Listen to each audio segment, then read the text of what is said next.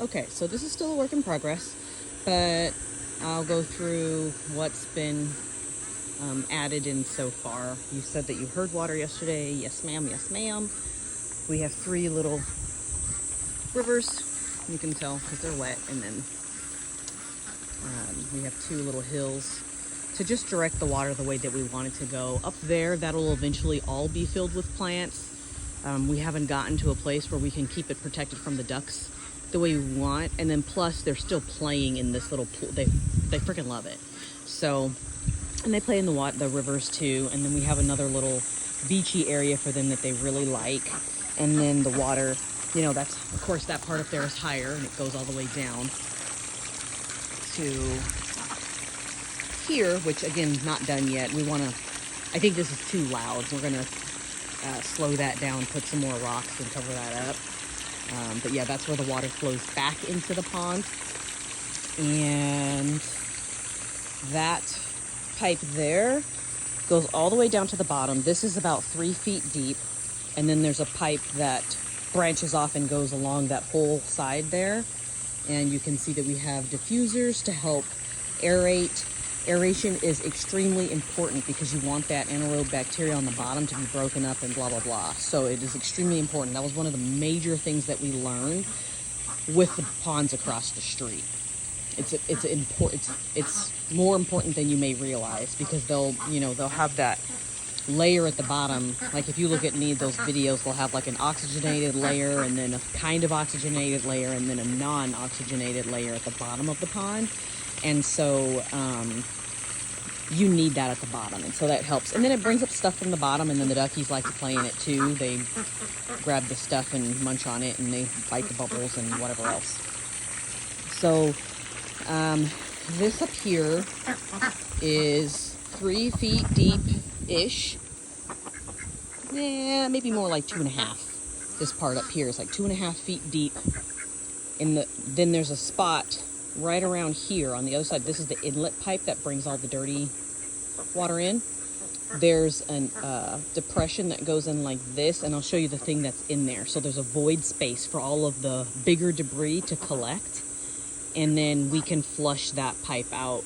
He's going to put a little on-off valvey thingy on there so that way we can backwash and things like that. Think like a sand filter in a pool. And yeah, in a pool. And so, I'm sorry, the outlet's right there. So we're going to vacuum up to that, and we'll discharge off the nastiness. And, you know, depending on the ducky load, wintertime will be more important to do that because we won't have the plants activated as much. And then, of course, that's the water that we'll use for fertilizing plants and all of that. So this is only going to get a top up.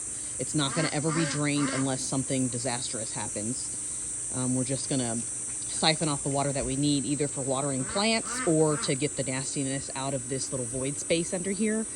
And that's it. So we haven't decided how often we're going to flush that. I would say probably at least monthly, so that way you can get an idea of how gross it is. But anyway, so there's a little depression that goes down like this. There's a thing in there to create a void space. Then we have heavier, bigger rocks like these on top of that thing to keep it down. And then we have rocks like, what is this, 3/4, I think, inch rock, river rock. And then on top of that are the pebbles. And so all of that, traps that larger debris. So that way the beneficial bacteria has something to munch on, and it keeps the water looking nice and fresh and clean. And this is about a 5,000 gallon pond. I would say maybe closer to 5,500 if you add in the river and the bog.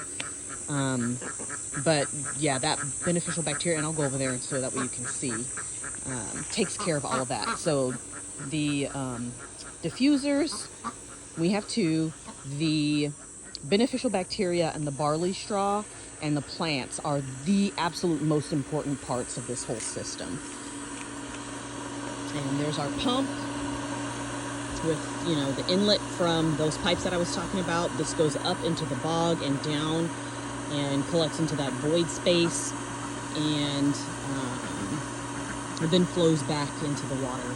And they love the waterfall too. They like playing right there because stuff tends to, get turbulent right there, and then little whirlpools happen and stuff. This is the little thing that aerates the diffuser, so that way we can get that oxygenation at the bottom of the pond. So here, let's go over here so I can show you. All inlet and outlets to the pond should be 2 inches. So your PVC needs to be 2 inches for optimal collection and discharge. This thing right here is a leaching field. Oh, I can't remember what the name of it is now. But this is the thing that's in that void space. So it's looks like that. Leaching field, this is the newer leaching field things. But yeah, we protected all of the sharp points on the liner. Oh, I'm sorry. And the liner that we use this go around is 45 mil. Because it's the most malleable, and it'll give us the protection that we need from ducky claws and such. But yeah, so there's that. And then here's all the things I use. The barley straw, and you can use any one. I use the extract just because it's easy. You can use the little bales, but they tend to get gross. The ducks like to eat them. This is easy because I already have other liquids. This is a new beneficial bacteria that I'm using. I got this from Half Off Ponds. It's more concentrated than other ones. And you know, when you're first starting your pond, it's very important to make sure you add this. It says daily, but I do every 3rd or 4th day.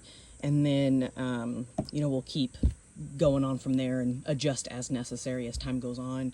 This stuff I love because I don't know if you noticed, but the pond water is kind of a bluish color. It has beneficial bacteria in it too, which I like. But I like the fact that it changes the color of the water without harming the fish or the ducks, and the dogs can drink it, we can get in it, whatever. Because it just adds that layer of beautification to the pond. It's not necessary, but I like it. And so it says it's safe for recreational ponds, horses, livestock, birds, pets, fish, wildlife, and the environment. And this one and this one I get from Amazon. And like I said, this one, you can get stuff from Amazon too for the beneficial bacteria, but this one's from Half Off Ponds, and it was more concentrated. I got a better value with that, so that's why I did that this time. So I'll go back up one more time so you can see the color of the water in case, you know, you weren't paying attention or whatever. But plants that do well, any kind of aquatic plant, you know, elephant ear are toxic. So the duckies will pick at them and they'll mess with the roots and stuff, but they don't eat those. And we also have horsetail fern in here. We have a plant that I can never remember its name. Oh, no, that one's not in here. Sorry, that's across the street. And then the cattails.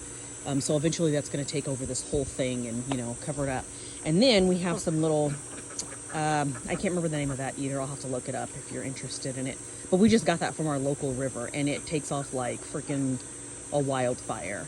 And it's very hardy, and the duckies like to eat it, but not really. We've also done duckweed in the past, and that has worked well, but with these guys being in here, that's not going to work out. So mint also does really well in there, and then they'll pick a little bit off if they want it and, you know, go from there. But if you have any questions at all, don't hesitate to ask. I may not have the answer, but I know Darren will, because he's the one who's been doing the builds. But yeah, this part of the pond is 9 feet across by 27 feet long, and then 3 feet deep. So like I said, about 5,000 gallons.